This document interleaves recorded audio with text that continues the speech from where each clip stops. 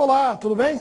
A reforma ortográfica chegou e mudou algumas coisinhas na nossa ortografia, como na acentuação.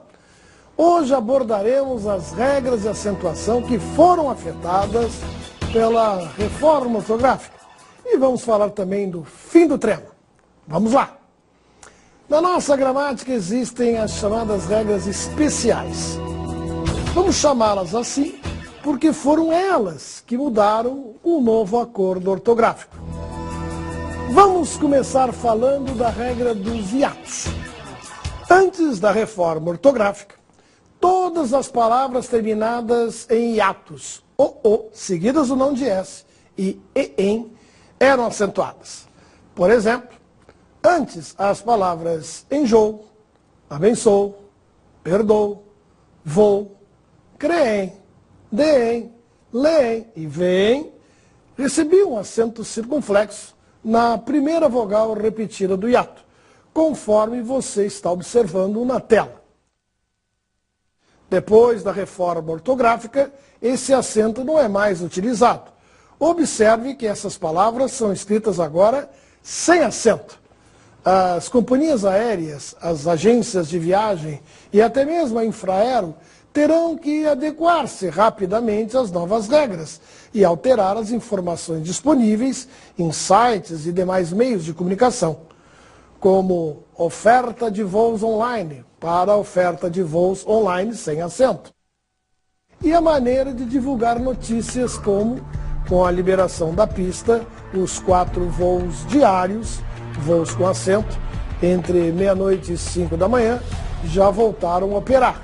Terá que ser alterada para voo sem assento.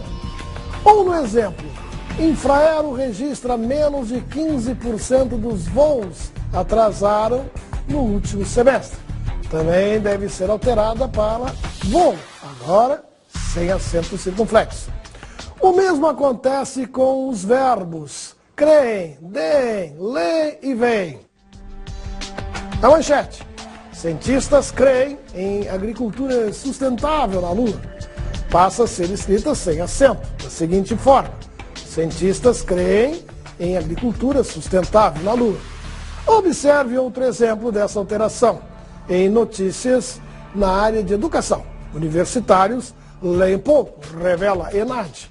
Nesse caso, leem agora deve ser escrito sem um acento circunflexo. E o que não mudou com a reforma? Preste atenção. O acento permanece na terceira pessoa do plural dos verbos ter e vir.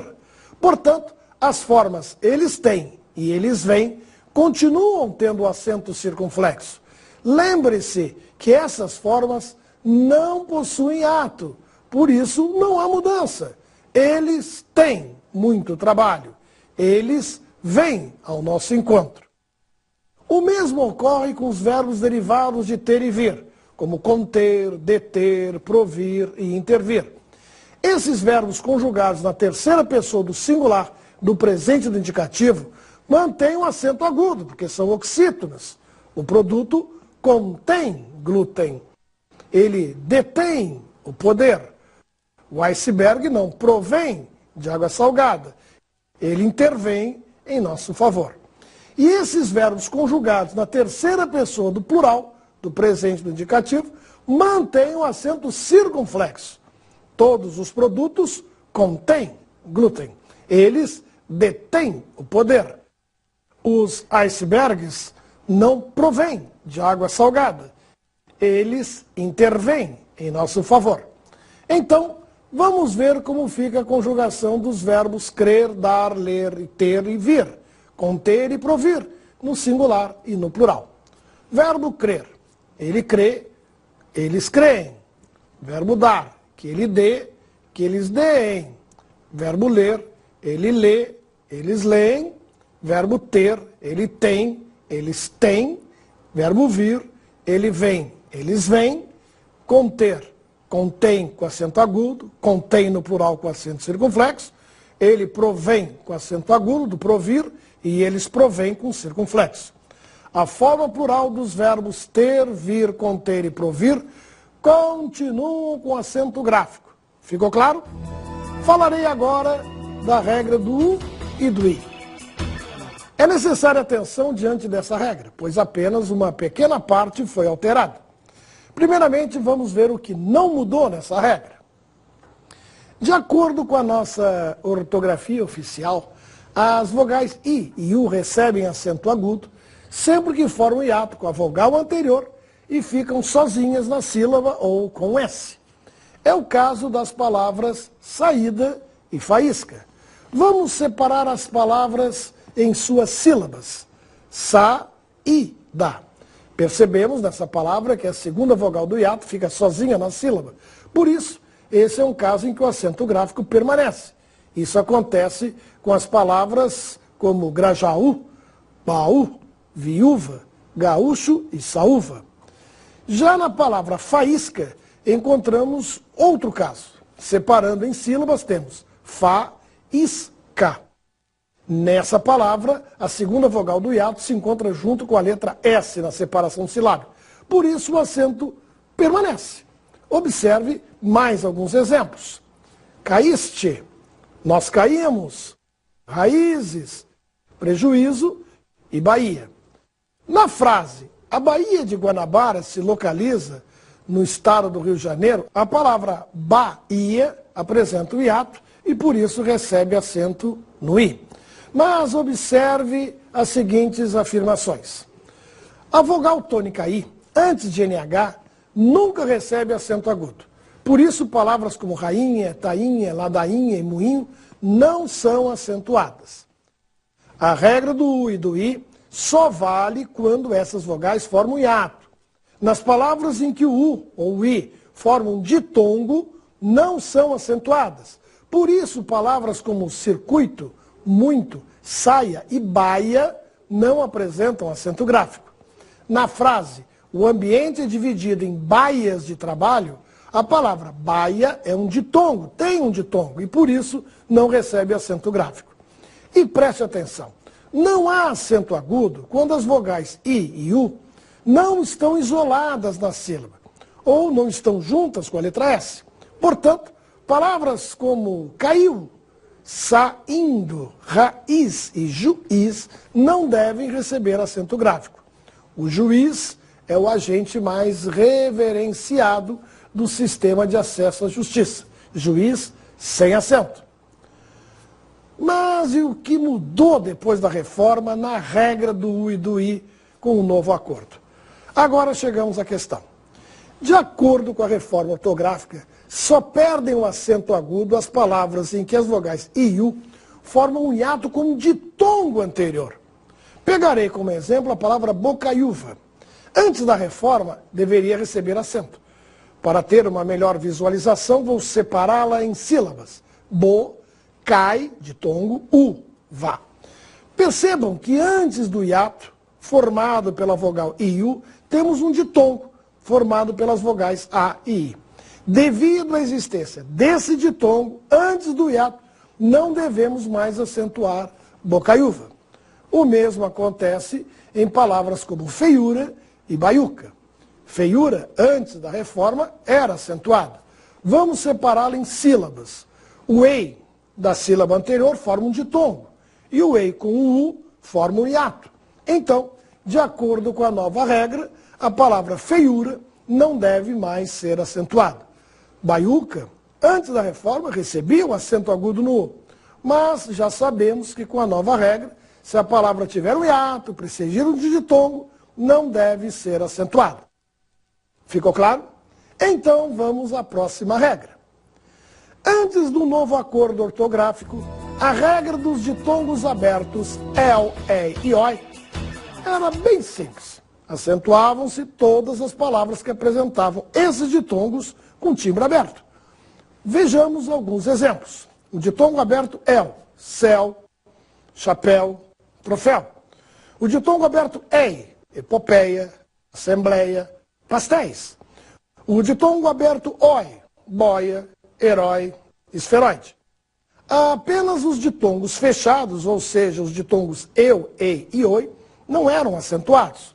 Por isso, nos acostumamos a escrever judeu, europeu, lei, feia, boi e apoio sem acento. Ditongo fechado, eu, ateu, judeu, europeu. Ditongo fechado, ei, lei, alheio, feia. Ditongo fechado, oi, boi, coisa, apoio. Não posso deixar de comentar uma curiosidade. Sabia que apenas no Brasil as palavras colmeia e centopeia são pronunciadas com timbre aberto? Se você for a Portugal e escutar as palavras colmeia e centopeia com timbre fechado, não estranhe, porque eles também estão falando corretamente. Agora, depois da reforma, existem algumas modificações para as regras. De acordo com a nova regra gramatical, perdem o acento agudo as palavras paroxítonas que contêm um ditongo aberto ei e oi. Isso significa que palavras como ideia, epopeia, assembleia, jiboia, boia, esferoide, heróico, não tem mais acento. Observe o exemplo. O presidente da Assembleia Nacional anuncia a criação da Comissão Constitucional. Notícias como essas deverão sofrer mudanças ortográficas com a nova regra. O acento gráfico deve ser extraído. Da mesma forma, os boletins informativos e portais das assembleias legislativas também deverão ser alterados. Até mesmo o hino nacional brasileiro deverá ser alterado com a reforma ortográfica. No verso de um povo heróico, brado retumbante, a palavra heróico deverá aparecer sem acento agudo. Mas não se esqueça, o acento só caiu nas palavras paroxítonas que tenham um ditongo aberto em ei e oi. Porque nas palavras oxítonas, que apresentam ditongo aberto, o acento gráfico permanece. Isso significa que palavras como dói, rói, herói, anéis, pastéis, papéis, céu, réu, troféu, chapéus, continuam com acento agudo. Vamos falar agora da regra do acento diferencial. Lembra-se de como ela funcionava? Era assim. Recebiam um acento gráfico as palavras homônimas homógrafas tônicas. Isto é, as palavras que eram escritas da mesma forma, mas que apresentavam significados diferentes. A regra se baseava em uma dessas palavras possuir o acento e a outra não. Portanto, a presença ou não do acento as diferenciava. Por exemplo, para sem acento e para com acento. Qual era a diferença? Observe, este presente é para você. Ele logo para de cantar. Para sem acento era uma preposição. E para com acento um verbo parar conjugado, na terceira pessoa do singular, do presente do indicativo. Agora esse acento caiu. E para sabermos a diferença entre a preposição e o verbo, temos que prestar atenção no contexto da frase. Este presente é para você e ele logo para de cantar. O mesmo aconteceu com as palavras pelo e pelo, com acento e sem acento. Antes a palavra pelo com acento se referia a um substantivo, que significa cabelinho, penugem, enquanto a palavra pelo sem acento era usada com preposição, por mais o. Tenho alergia a pelo de gato. O creme se espalhou pelo cabelo. Agora, pela nova ortografia, não há mais acento diferencial. Tenho alergia a pelo de gato, sem acento, e o creme se espalhou pelo cabelo, também sem acento. A palavra polo, e o seu plural polos, significando jogo, polo aquático, polo a cavalo, ou extremidade, polo sul, polo norte, polo positivo, polo negativo, e pera, a fruta, elas apresentavam um acento diferencial.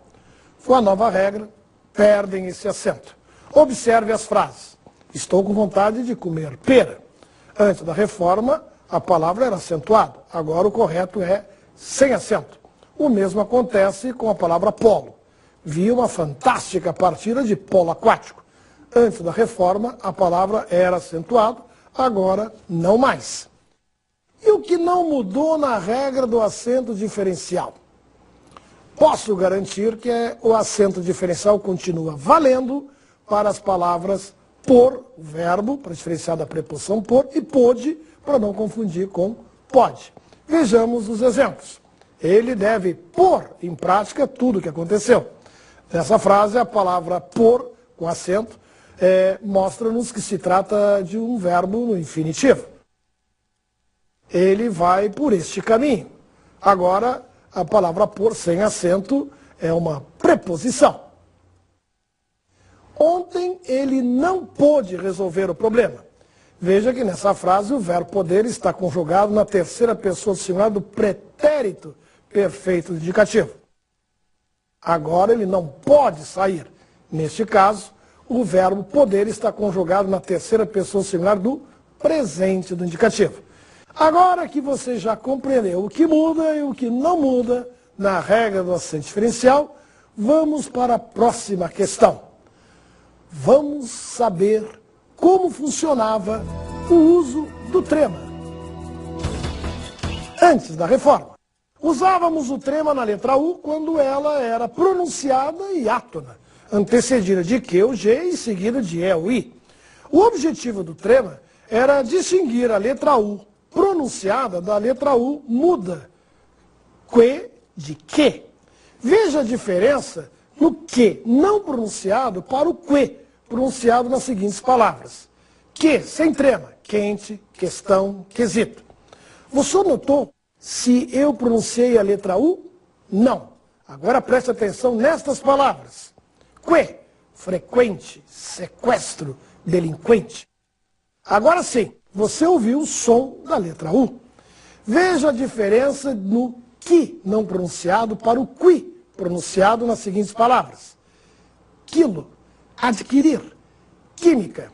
Agora, tranquilo, equino, iniquidade. Vamos ver a diferença da pronúncia do G mudo para o gue pronunciado.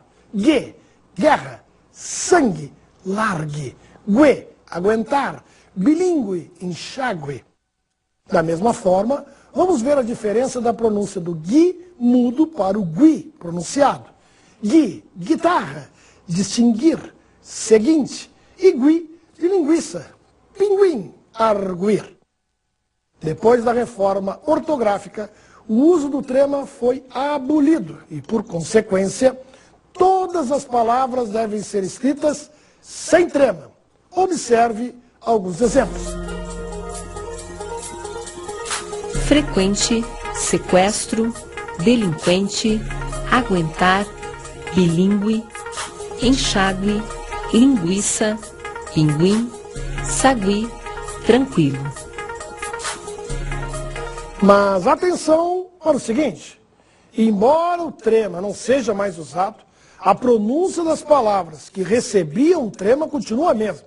Ou seja, devemos continuar pronunciando a letra U. Portanto, nada de falar linguiça, sequestro, cinquenta. O que não mudou com a reforma ortográfica.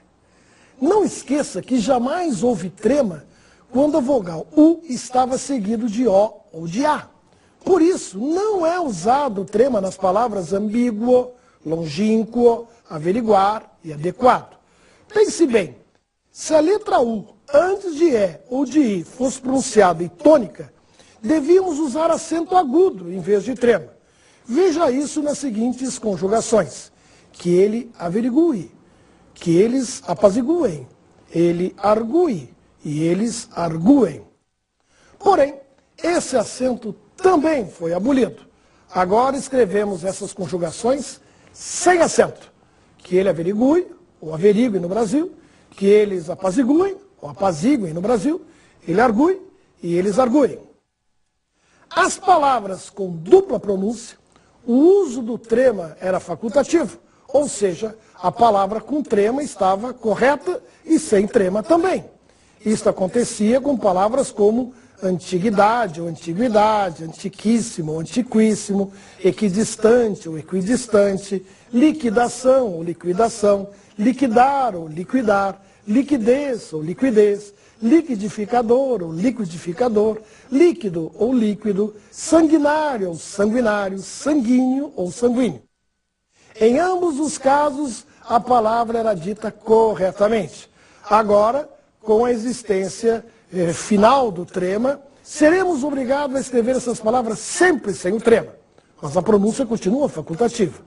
Há também o caso de palavras com dupla pronúncia que sempre foram escritas sem trema e que podem ser escritas ou com a letra C ou com as letras, o dígrafo Q. Vamos a elas. 14 ou 14, cota ou quota, cotizar ou cotizar, cotidiano ou cotidiano. Hoje vimos o que mudou na acentuação gráfica de nossa língua com o novo acordo ortográfico. Trata-se de pontos simples de assimilar, mas que merecem atenção reforçada devido ao nosso costume de acentuar palavras que agora não terão mais o acento.